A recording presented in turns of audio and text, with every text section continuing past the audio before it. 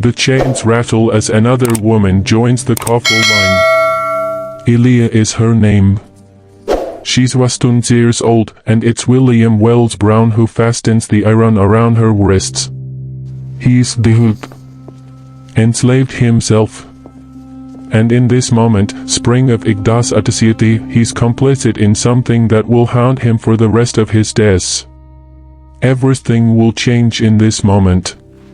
The moment that will push a teenage boss to risk death for freedom.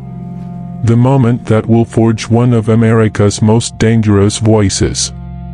A voice so threatening that for over a century, his name would be methodically erased from his stores. But we're getting ahead of ourselves.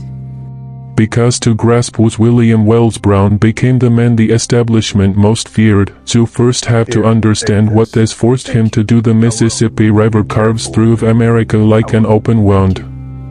In Daguerreotypes, it serves as the highways of the domestic slave trade, ferrying human cargo from the upper South down to the cotton plantations of Louisiana and Mississippi. For 6 months, a teenage boss named William is compelled to help manage that cargo for a man called James Walker. A slave trader, Walker, despised even by other slaveholders, yet profitable.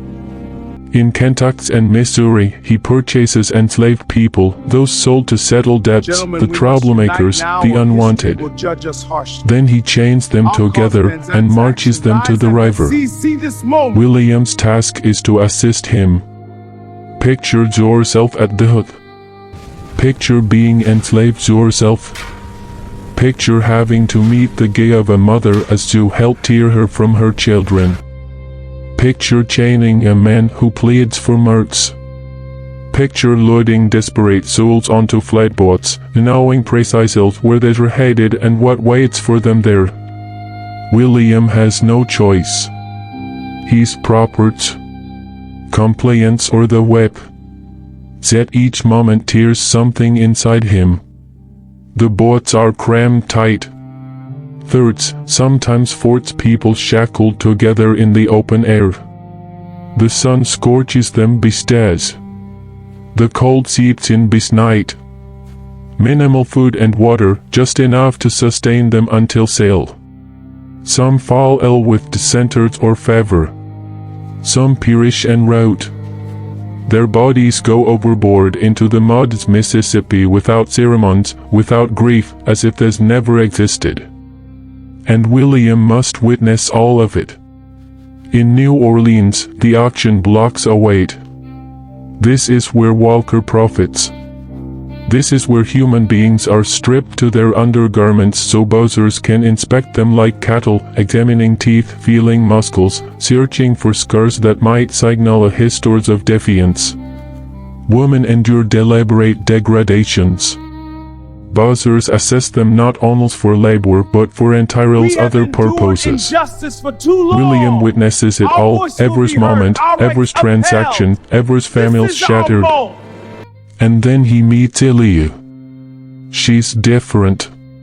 She carries herself with a dignity that seems impossible under these circumstances.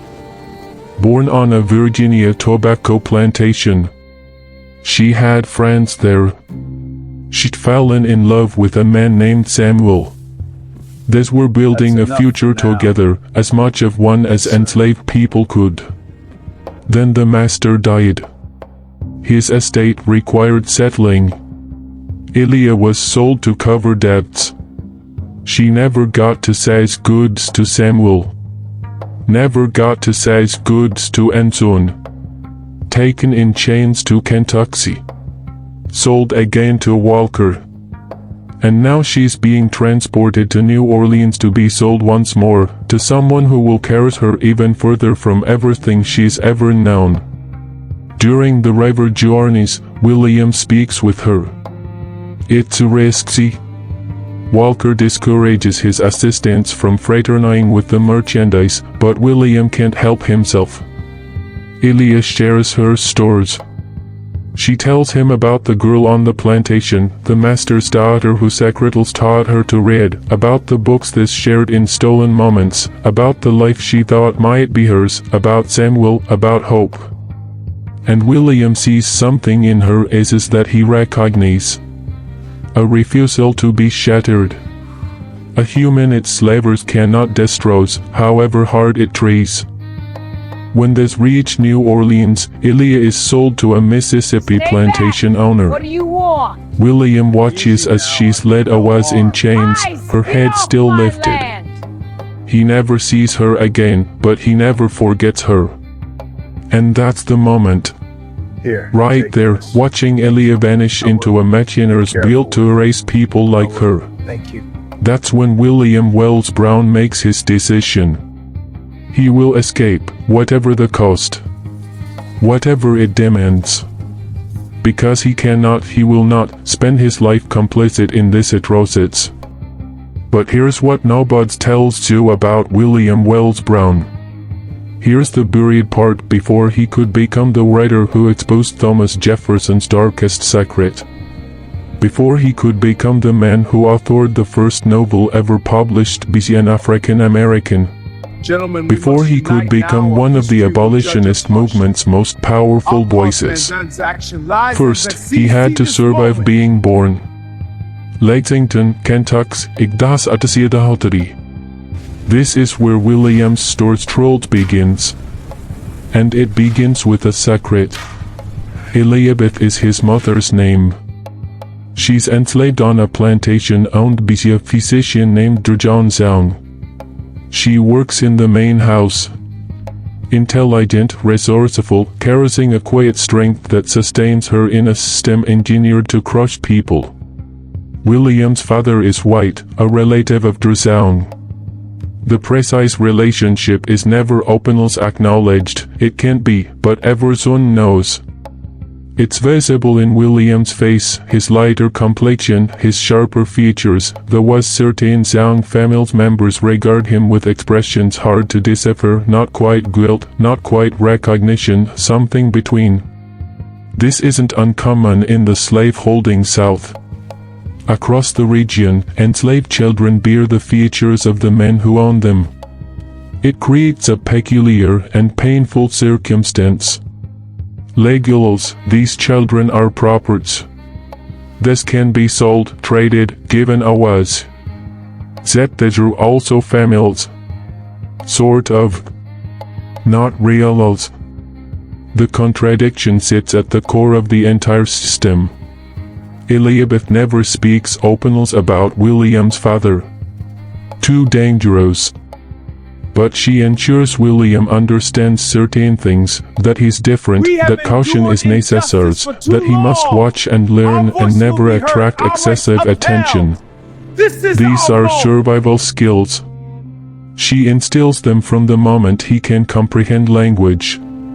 From his earliest memories, William knows what he is. Property. The law doesn't recognize him as a person. He's chattel, legals no different from a horse, a plow, a piece of furniture. But William also knows something else. Yes, Something he glimpses in fleeting looks and whispered exchanges. Secrets live in that house. Secrets about bloodlines, about who he trolls is. Zhang is not the cruelest master. He doesn't beat his slaves without cause. He provides adequate food and shelter. Yet he remains a master. And the system he maintains is one of absolute control. William witnesses enslaved people wept for minor infractions, lateness to work, speaking back, attempting to read. He watches families dismantled when Zhang needs to settle a debt through sale. He sees the constant, grinding fear that saturates life in the slave quarters. The knowledge that at any moment, everything can be taken. When William is 2 years old, Zhang makes a decision. He's relocating his household to Missouri territories. Frontier land rapidly being settled by white Americans, bringing slavers with them. Zhang sees opportunity there. For the enslaved people making the journeys, it means being carried further from all this now deeper into wilderness where escape becomes even more impossible, where the prospect of ever seeing left behind families dwindles to nothing. This settled in Charles County, Missouri, not far from St. Louis. Establishing a plantation is backbreaking work. Be careful with it. Trees must be cleared. Thank you. Fields must be plowed. Buildings must be raised. William, though still a child, is put to labor. He learns what it means to work until his hands bleed, to collapse the instant his body stops moving, to wake before dawn and repeat it all. As he grows, his duties shift.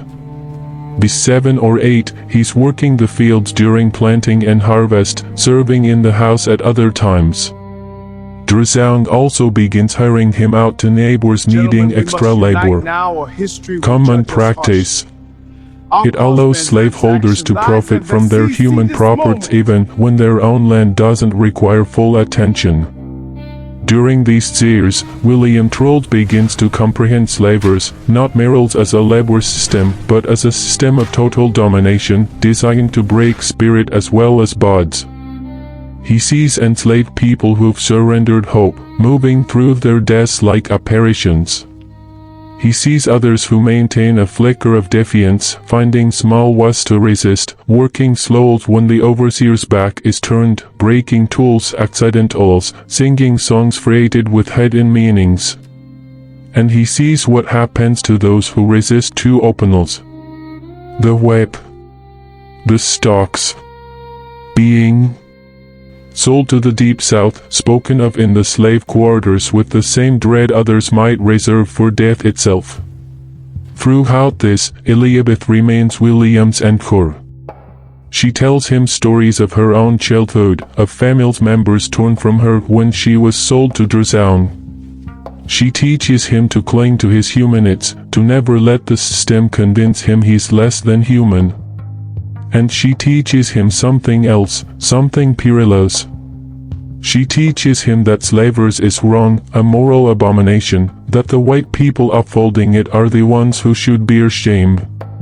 This is radical knowledge. Elizabeth is careful about when and how she shares it, but she wants her son to know the truth.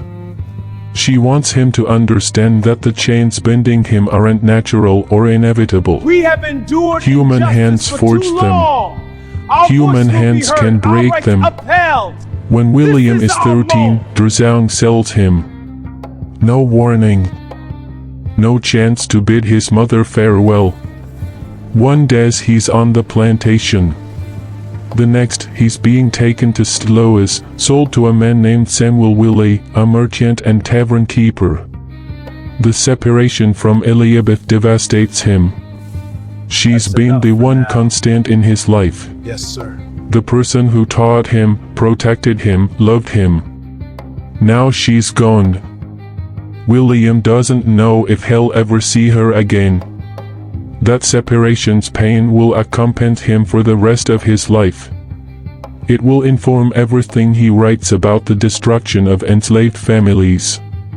But right now he's 13 years old and being taken to a city that will transform everything. St. Louis in Igdas Atasivisihiti is a city in flood. It sits on the Mississippi's western bank at its confluence with the Missouri River. Steamboats crowd the docks, their smokestacks belching black smoke. The levee swarms with workers loading and unloading cargo, cotton bales, flour barrels, manufactured crates from the east. The streets teem with a diverse mix, French fur traders, American merchants, German immigrants, free black people, and enslaved people like William. For William, St. Louis is a revelation. On the plantation, his world was small and bounded. But here, the city opens new possibilities, new ways of seeing. For the first time, he sees free black people, men and women who walk the streets unchained, who earn wages, who possess their own lives. Some are barbers or laundresses. Others work the docks or in shops. Their freedom is precarious, always vulnerable to kidnapping and re-enslavement, but freed are nonetheless. William's new owner, Samuel Willie, operates a tavern near the waterfront. A rove establishment catering to riverboatmen and laborers.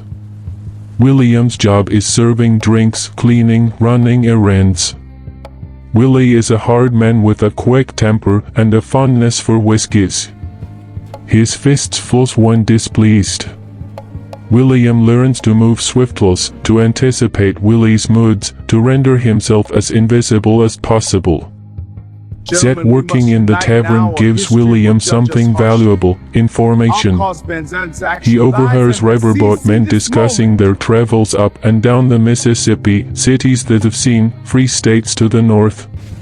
He catches whispers about the Underground Railroad, a network of people aiding fugitive slaves to freedom. He hears about Northern abolitionists fighting to end slavers. And for the first time, William seriously contemplates escape. The idea terrifies him. Running away carries severe penalties. Whipping. Branding. Sail to the deep south. Slave catchers patrol roads and rivers, paid handsomely for ever's fugitives retrieve. The journeys to freedom would be long and perilous, through territories where a black man traveling alone would immediately arouse suspicion. Even if William reaches a free state, he'd remain a fugitive, subject to capture and return under the Fugitive Slave Act. But the alternative, spending the rest of his life in bondage, never knowing freedom, never controlling his own destiny, is unbearable. William begins planning carefully, methodically. He saves scraps of food. He studies maps when he can obtain them. He listens to ever's conversation about geography, about roads and rivers, about free state locations. Then, in the winter of 1889, William's life darkens further. Samuel Willie, facing financial strain, hires William out to James Walker, the slave trader. And that's how William ends up on those boats. That's how he ends up watching Elia disappear. That's how he ends up complicit in horrors that will shadow him forever. After 6 months with Walker, William is returned to Willie. But he's no longer the same person. He's witnessed too much, absorbed too much suffering. He cannot continue living this was. His first escape attempt comes in the fall of 1892. Willie has hired him out to a steamboat captain needing an extra hand for a journeys up the Ohio River. The steamboat is magnificent, one of the new sidewheelers revolutioning river travel. Multiple decks. A grand saloon with chandeliers. Private cabins for wealthy passengers. William's assignment is the engine room, shoveling coal into furnaces powering the steam engines. Hot, filthy, exhausting work. But William doesn't mind, because the steamboat travels to Cincinnati, Ohio, a free state. Cincinnati is known as a haven for fugitives. It has a large free black communities and active abolitionist networks. If William can simply leave the boat and vanish into the city, he might have a chance. He plans carefully. Waits until the steamboat docks, until the crew is occupied unloading cargo and passengers are disembarking. Then, amid the confusion, he simply walks away. He leaves the boat, walks up the levee, disappears into the city's streets. For a few hours, William feels something he's never felt before. Freedom. He walks through Cincinnati's streets, marveling at the sight of black people who are free, who walk with heads lifted, who aren't afraid. He sees black-owned businesses, black churches, black families living their lives without the constant threat of violence and separation. But William's freedom is brief. He has no money, no contacts, no plan beyond leaving the boat. And he's conspicuous, a young black man with no papers, no explanation for his presence in the city. Within hours, slave catchers spot him, professional bounty hunters who make their living capturing fugitive slaves and returning them to owners for reward. The slave catchers see William on a street corner. They ignore his protests. They ignore the pleas of free black people who trust to intervene. They drag him to a jail holding fugitive slaves and notify Samuel Willie that his property has been recovered. Willie travels to Cincinnati to retrieve William. The return journey to St. Louis is a nightmare. Willie is furious, not merely because William attempted escape, but because the attempt cost him time and months. He had to pass the slave catchers their reward. He had to cover his own travel expenses. He makes clear that William will pass for this transgression. Back in St. Louis, Willie has William whipped. The punishment occurs in the yard behind the tavern. Other enslaved people are forced to watch as a warning. William is stripped to the waist and tied to a post. The overseer wields a leather whip, bringing it down again and again across William's back. Each stroke leaves a blood welt. William tries not to cross out, tries to maintain his dignity, but the pain overwhelms him. When it's over, his back is a mass of torn flesh. He can barely stand. The physical pain is terrible, but the psychological impact is worse. William had tasted freedom, however briefly. Now it's been torn away. He's been caught, punished, humiliated. The scars on his back will heal.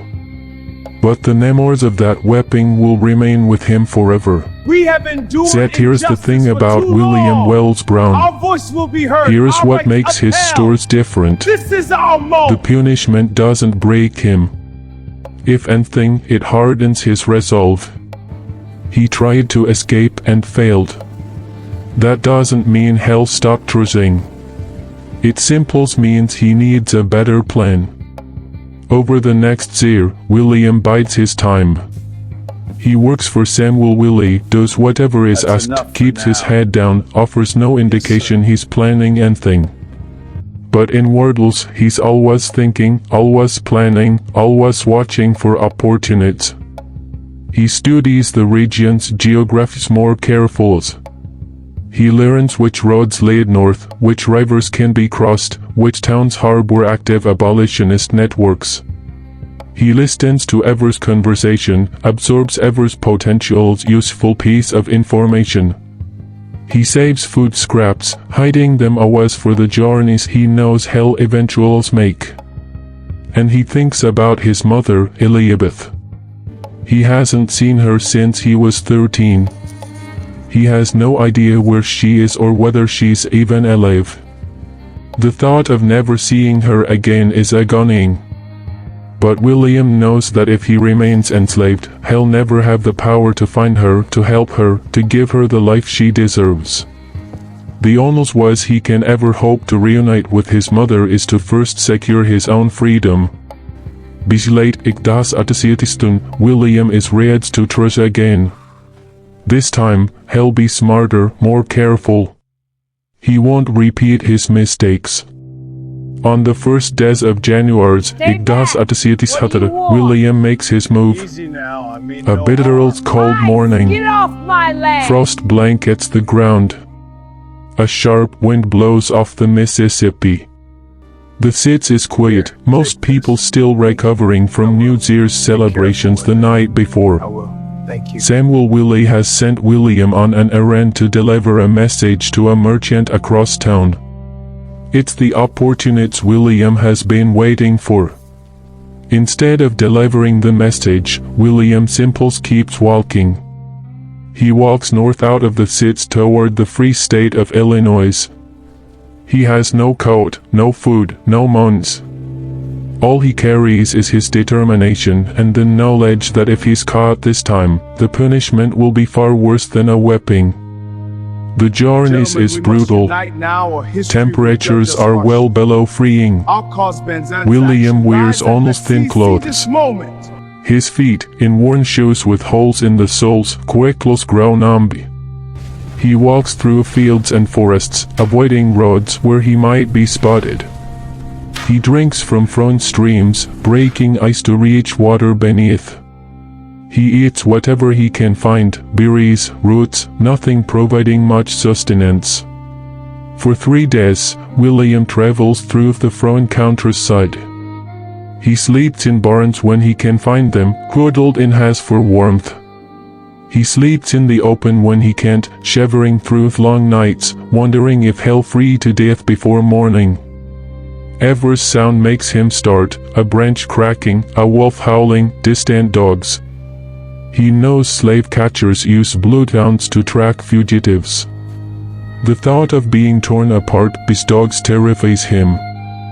But William keeps moving. He's come too far to turn back now. He's risked too much. He would rather die attempting than return to slavers. On the 3rd day, half-frozen and delirious with hunger and exhaustion, William reaches the town of Quincy, Illinois. He's legally free, at least. Illinois is a free state, slavery is prohibited by law. But William knows the law means little regarding fugitive slaves. Slave catchers operate in Illinois just as they do in Missouri. They don't much care about legal niceties. They'll capture him if they can, drag him back across the river, collect their reward. William needs help, but he doesn't know where to turn. A stranger in Quincy. No contacts, no resources. He wanders the streets trying to stay out of sight, trying to determine his next move. And that's when he encounters the man who will change his life forever. The man's name is Wells Brown, a Quaker who runs a small farm outside Quincy. Yes, sir. Wells Brown is in town that morning to purchase supplies, and he notices William immediately, a young black man shivering in the cold, clothes torn and dirt, face gaunt with hunger, is starting nervously at every passersby. The unmistakable look of a fugitive slave. Wells Brown has seen that look before. An abolitionist, part of a network of people who believe slavery is a moral abomination. People willing to risk their own safety to help fugitive slaves reach freedom. The Quakers, with their belief in the equality of all people before God, are among the most active participants in what will later be called the Underground Railroad. Wells Brown approaches William carefully, not wanting to startle him. He speaks in a low, calm voice, asking if William needs help. William is worried at first. He's learned not to trust white people, learned that kindness can be a trap. But something in Wells Brown's eyes, a genuine compassion, makes William take a chance. "I'm running," William says simply. "From Missouri. I need to get further north." Stay back. Wells Brown What do you nods. want? He doesn't ask for details, demand explanations. Get off my land! He simply says, "Come with me." Wells Brown takes William to his farm, a modest property with a small house, a barn, and fields dormant in winter. Be careful with it. He brings William into the house where his wife has a fire burning in the hearth. She takes one look at William and immediately sets about preparing food, hot soap, fresh bread, things William hasn't tasted in days. As William eats, Wells Brown explains the situation. Quincy isn't safe for fugitive slaves. Slave catchers are in the area actively searching for runaways. William will need to move on, continue north to Chicago or even into Canada, where he'll be tried based on American slave law. But first, William needs rest, needs to recover his strength. Wells Brown offers to hide him on the farm for a few days. William accepts gratefully. Over the next several days, as William recuperates in the warmth and safety of the Brown household, he and Wells Brown share many conversations. Wells Brown wants to understand William's stories, to hear firsthand about slavery's realities. And William, for the first time in his life, can speak freely. For years, he's kept his thoughts and feelings bottled inside, afraid to express them for fear of punishment. Now he can talk without fear. William tells Wells Brown everything, about his childhood on the Kentucky plantation, about the move to Missouri, about his mother and the pain of separation from her, about working for James Walker, about the slave trade's horrors, about Elia and the countless others whose lives the system has destroyed. He tells him about his first failed escape attempt, about the whipping, about the scars on his back that will never fully heal. Wells Brown listens to all of this with a mixture of sadness and anger. He's always opposed slavery on moral grounds. But hearing William's stories brings its realities into sharp focus. This isn't an abstract political issue. This is about real people, real suffering, real injustice. Wells Brown also shares his own stories. He explains that he's part of a network of abolitionists working to end slavery through both legal and extra-legal means. Some focus on political action, lobbying for laws that would restrict or abolish slavery. Others focus on direct action, helping fugitive slaves escape to freedom. Wells Brown is part of the latter group. He explains how the network operates. Safe houses along routes leading north. Conductors who guide fugitives from one safe house to the next. Sympathetic ship captains who smuggle fugitives across the Great Lakes into Canada. It's dangerous work. Those caught helping fugitive slaves can be fined, imprisoned, or even killed by the angry mobs. But Wells Brown and others like him believe it's their moral duty. After several days, when William has regained his strength, Wells Brown helps him prepare for the next leg of his journeys. He gives William warm clothes, food for the road, and moons, a precious commodity William has never possessed before. He also gives William a letter of introduction to other abolitionists further north, people who can provide additional help. But perhaps most importantly, Wells Brown gives William something intangible, hope. He shows William that there are white people who believe in justice, who are willing to risk their own safety to help others, who see enslaved people not as properties, but as human beings deserving of freedom and dignity. When it's time for William to leave, Wells Brown walks with him to the edge of the farm. The two men shake hands, and Wells Brown says something William will never forget: "You are a free man now. Live like one." William continues his journeys north through Illinois into Wisconsin. The journeys remains dangerous, but it's easier now that he has resources and contacts. He stays at safe houses along the ways, guided by conductors who know the routes and the risks. Be careful. He travels mostly at night, hiding during the days, always alert for the sound of pursuing slave catchers. Finally, after weeks of travel, William crosses into Canada. He takes a ferry across Lake Erie.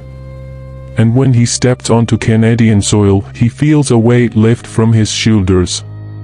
He's truly free now. The laws of the United States no longer apply to him. He cannot be captured and returned to slavery. He's his own man. But freedom, William quickly discovers, is not the end of his journeys. It's the beginning. Canada in Igdas Atasiatis is a land of harsh winters and new beginnings. William settles in St. Catharines, a town in the Niagara region that has become a refuge for people who've escaped bondage. The town has a significant population of fugitive slaves, people who've risked everything for freedom, people who understand what William has been through. But starting over is not easy. William has no means, no possessions, no immediate marketable trade skills. He works odd jobs, loading cargo on the docks, chopping wood, whatever manual labor he can find. The pay is low and the work is hard. But it's his work. He's earning wages for his own labor, not enriching a master. That makes all the difference. William wants more than mere survival. He wants to educate himself, to make up for the years of learning stolen from him. He learned to read as a child, but his education was rudimentary at best. Now, with time and freedom, he sets about educating himself in earnest. He spends every spare pence on books. He reads histories, philosophy, literature. He read speeches of abolitionists like William Lloyd Garrison and readings of former slaves like Frederick Douglass. He studies grammar and rhetoric, teaching himself to write with clarity and power. He reads late into the night by candlelight, his mind hungers for knowledge.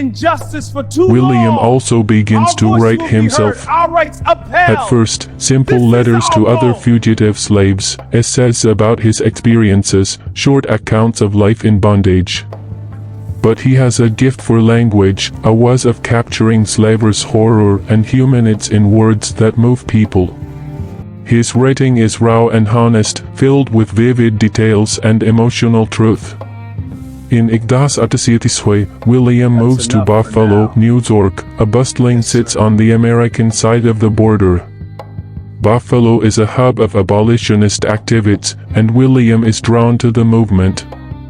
He begins attending meetings of the local anti-slavers associates, meeting other activists working to end slavers through political action, moral persuasion, and direct assistance to fugitive slaves.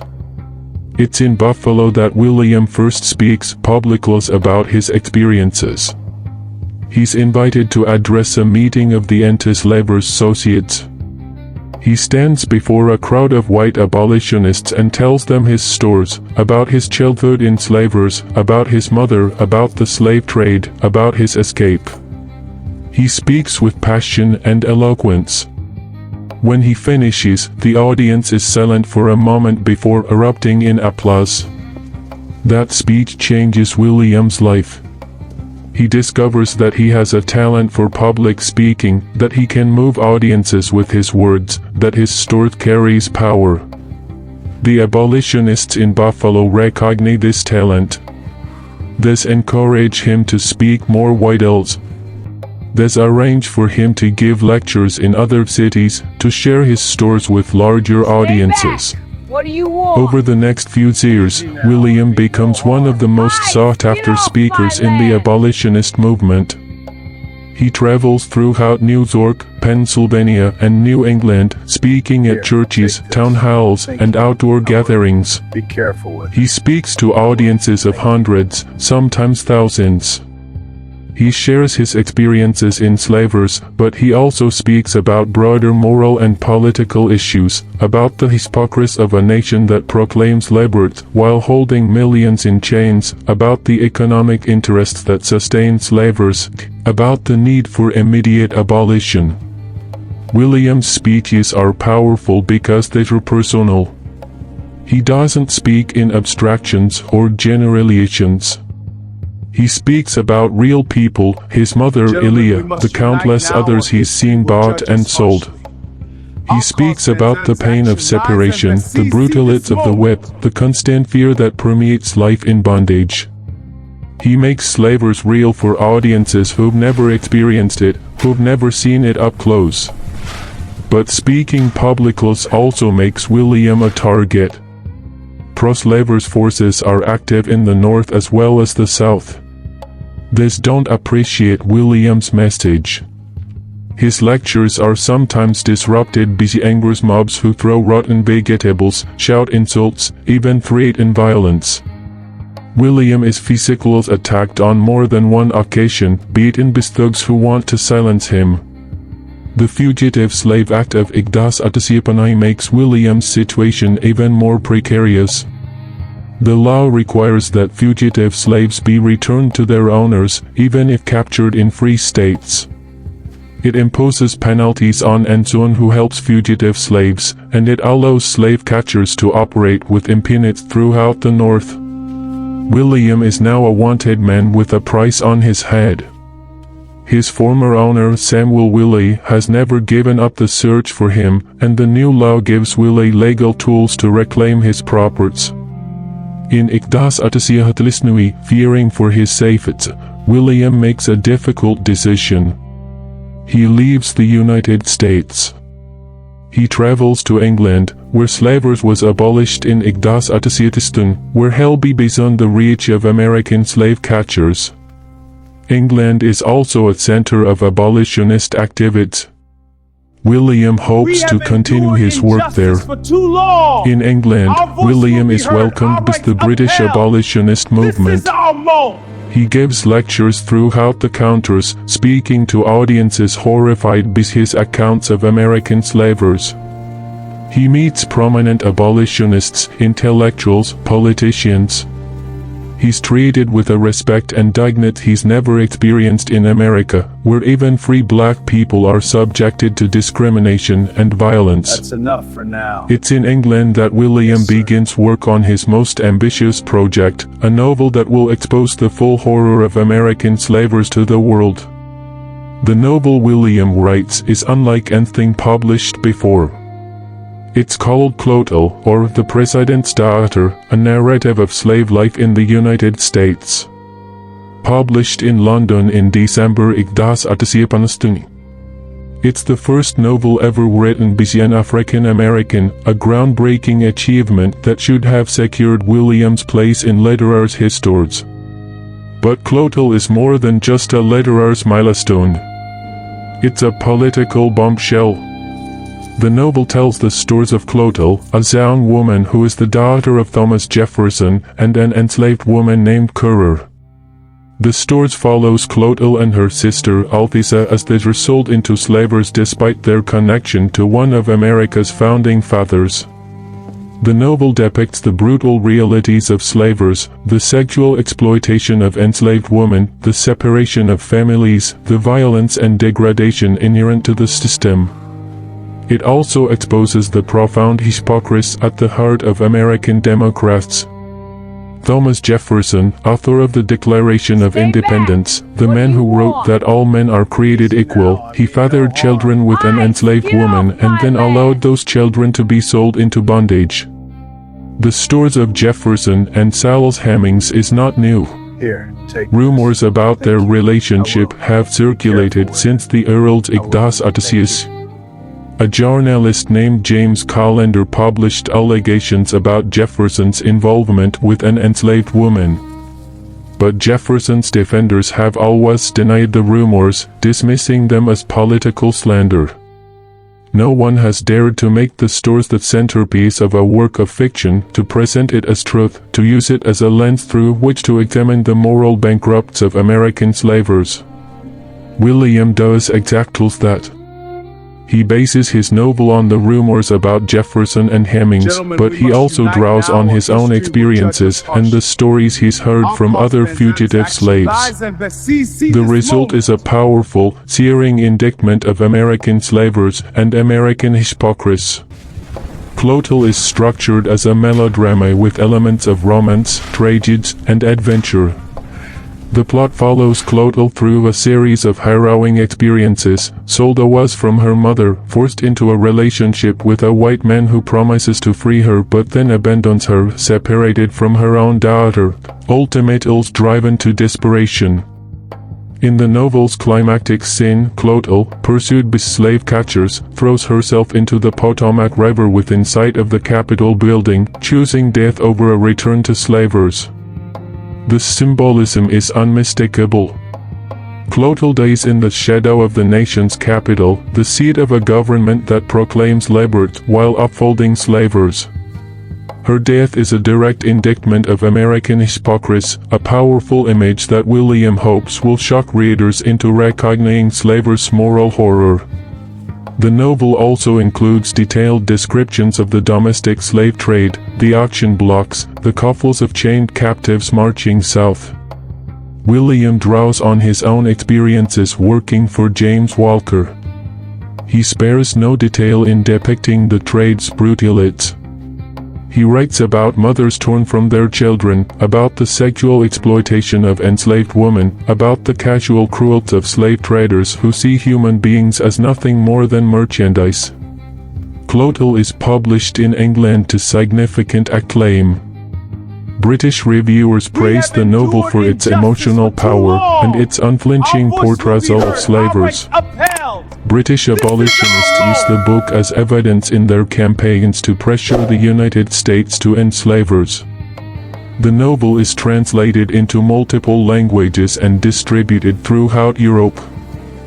But in the United States, the reaction is very different. Southern newspapers denounce Clotel as lies and slander. They attack William personally, calling him a liar, a troublemaker, a traitor. They claim the novel is a work of fiction designed to inflame passions and incite rebellion. They insist that slavers is a benign institution, that enslaved people are well treated and content, that the horrors depicted in Clotel are exaggerations or outright fabrications. Northern newspapers are more divided. Some praise the novel for its courage and its moral clarity. Others criticize it as inflammatory and dangerous, arguing that it will almost increase tensions between North and South. Men's reviewers focus on the allegations about Thomas Jefferson, which they find deeply uncomfortable. Jefferson is a national icon, a founding father, a symbol of American ideals. The idea that he fathered children with an enslaved woman and then allowed them to be sold is too damaging to the national mythology to be easily accepted. The novel is banned in several southern states. Booksellers who try to sell it are threatened with violence. William himself receives death threats. Letters arrive at his residence in England, some containing graphic descriptions of what will happen to him if he ever returns to the United States. Pro-slavers activists in England disrupt his lectures, shouting him down, throwing objects, trying to intimidate him into silence. But William refuses to be silenced. He continues to speak, to write, to fight. He publishes more books, a travel narrative called 3 Years in Europe, a play called The Escape, or A Leap for Freedom, a history of black soldiers in the American Revolution called The Negro in the American Rebellion. He becomes one of the most prominent black intellectuals of his time, a voice that cannot be ignored. In Igdas British abolitionists raise moneys to purchase William's freedom from Samuel Willie. The transaction is a legal formality. William is already free in any meaningful sense, but it means he can return to the United States without fear of being captured and re-enslaved. William returns to America in Igdas He immediately resumes his work as a lecturer and writer. During the Civil War, William works as a recruiter for black soldiers, helping to organize regiments that will fight for the Union and for the freedom of enslaved people. He also works as a physician, using medical knowledge he's acquired over the years to treat wounded soldiers. After the war, he continues to write and speak, advocating for the rights of newly freed black Americans. William Wells Brown is living proof that everything the system said about enslaved people was a lie. He's intelligent, articulate, accomplished. He's written novels, plays, histories, travel narratives. He's lectured across 2 continents. He's helped dozens of people escape slavers.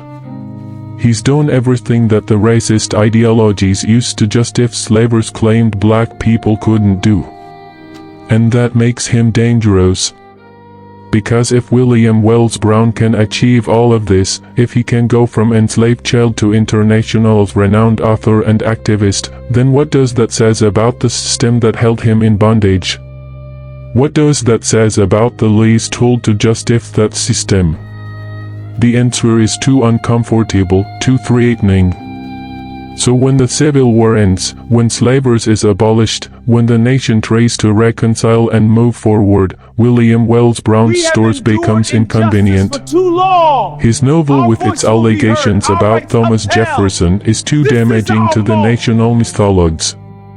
His accounts of the horrors of slavery are too uncomfortable for a nation trying to forget. His various existence, his achievements, are too challenging to the racial hierarchies that white America still wants to maintain. So his books go out of print. His name disappears from literary anthologies and history's textbooks. His achievements are forgotten. It's not accidental. It's deliberate. This is how erasure works. After the Civil War ends in the United States enters a period called Reconstruction. For a brief moment, it seems as though the nation might actually live up to its founding ideals. The 13th Amendment abolishes slavery. The 13th Amendment grants citizenship to all people born in the United States, including formerly enslaved people. The 14th Amendment prohibits racial discrimination in voting. Black Americans see these opportunities. They vote, run for office, win elections. Black men serve in Congress, in state legislatures, as judges and sheriffs. Black communities build schools, churches, businesses.